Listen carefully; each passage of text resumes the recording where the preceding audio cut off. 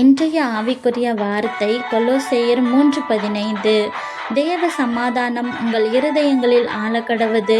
இதற்கென்றே நீங்கள் ஒரே சரீரமாக அழைக்கப்பட்டீர்கள், நன்றியறிதல் உள்ளவர்களாயும் இருங்கள். உங்களோட சிந்தனைக்கு இன்னைக்கு ஒரு சின்ன கதை. கொலோசு பட்டணம் அப்படின்னு ஒரு ஊர் இருந்தது. அந்த ஊரில் ஒரு சர்ச் இருந்தது. அங்கே இருந்த எல்லா மக்களுமே ஏசப்பாவை தேடினாங்க. ஆனால் அங்கே ஒரு பிரச்சனை இருந்தது.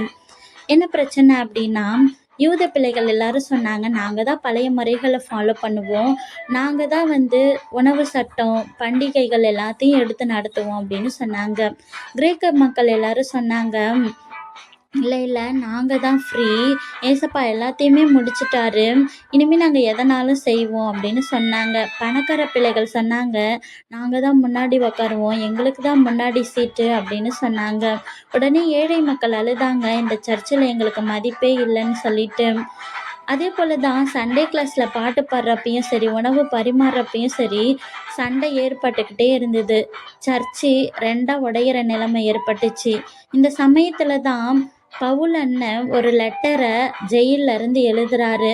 என்ன அப்படின்னா, கொலோசு பிள்ளைகளே, உங்கள் இருதயத்தில் ஒரு நடுவரை ரெஃபரியாக வைங்க. யார் அப்படின்னா, தேவ சமாதானம். அதாவது ஒரு ஃபுட்பால் மேட்ச் நடக்குது அப்படின்னா, அங்கே 2 டீமுமே சண்டை போட்டுக்குவாங்க, பவுல் ஆயிடுச்சு அப்படின்னு சொல்லிட்டு.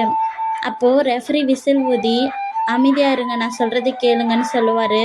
உடனே அவங்க எல்லோரும் கேட்பாங்க, ஏன்னா அந்த மேட்சை நிறுத்திடுவாங்க அப்படின்னு சொல்லிட்டு. இதை போல தான் நம்ம மனசில் கூட, அவன் என்ன பெரியவனா, அவனோட ஃப்ரெண்டு என்ன பெரிய இதுவா அப்படின்னு சொல்லிட்டு நம்ம நினைப்போம். அவன்கிட்ட போய் சண்டை போடு அப்படின்னு நினைப்போம். ஆனால் தேவ சமாதானம் நம்ம உள்ளத்தில் இருந்ததுன்னா, அவங்கள மன்னித்து அவங்களுக்கு எல்லா பொருட்களையும் நம்ம ஷேர் பண்ண முடியும். நம்ம தேவ சமாதானத்தோடு இருந்தோன்னா தான் ஒரே சரீரமாகவும் ஒரே உடலாகவும் இருக்க முடியும். கடைசியில் நம்ம நன்றியும் சொல்லணும். நன்றி சொன்னோன்னா தான் எந்த பிரச்சனைகளும் ஏற்படாது. இதை போல தான் இந்த லெட்டரை வாசித்த யூத பிள்ளைகள் கிரேக்க பிள்ளைகளை கட்டிப்பிடிச்சு சமாதானத்தோடு இருந்தாங்க. பணக்கார பிள்ளைகள் ஏழை பிள்ளைகளுக்கு டிஃபன் வாங்கி கொடுத்தாங்க. சபை முழுவதும் தேவ சமாதானத்தோடு இருந்துச்சு. இதை கேட்டுட்டு இருக்க நம்மளோட வாழ்க்கையில் கூட தேவ சமாதானம் நம்ம உள்ளத்தை ஆளுகை செய்தால், ஒரு சிறு பிள்ளை பென்சிலை போட்டு உடைச்சிருச்சுன்னு சொல்லிட்டு இன்னொரு பெரிய பிள்ளை நான் போய் அம்மா கிட்ட சொல்லுவேன் அப்படின்னு சொல்லி இல்லாமல், என்கிட்ட இன்னொரு பென்சில் இருக்குது, நீ தெரியாமல் உடைச்சிட்ட அப்படின்னு சமாதானத்தோடு இருக்க முடியுதா? டீச்சர் திட்டாங்க அப்படின்னு மறுநாள் நம்ம கிளாஸுக்கு வராமல், அவங்க சரியே இல்லை அப்படின்னு சொல்லி குற்றம் சொல்லாமல், நம்ம அவங்கக்கிட்ட போய் மன்னிப்பு கேட்டு அவங்க என்னோட நல்லதுக்கு தான் செஞ்சாங்கன்னு நன்றி சொல்கிறோமா?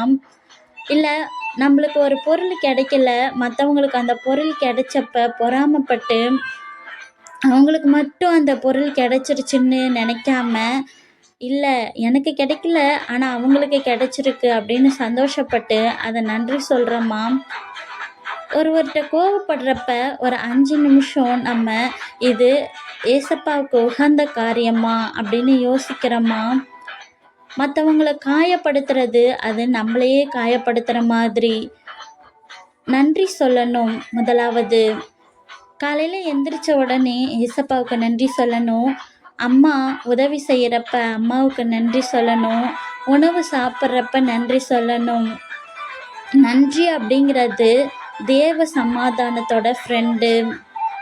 அன்பின் பரலோக பிதாவே, இன்று நாங்கள் கேட்ட வசனத்தின்படி தேவ சமாதானம் எங்கள் உள்ளத்தை ஆளுகை செய்யவும், நாங்கள் நன்றி உள்ளவர்களாக இருக்கவும் கிருபை செய்யுங்க. இந்த நாளிலும் பிறந்த நாள், திருமண நாள் காணக்கூடிய ஒவ்வொருவரையும் ஆசீர்வதிங்க. அவங்க வாழ்க்கையில் இன்னும் அதிகமான வெற்றிகளை பெற கிருபை செய்யுங்க. ஆமேன்.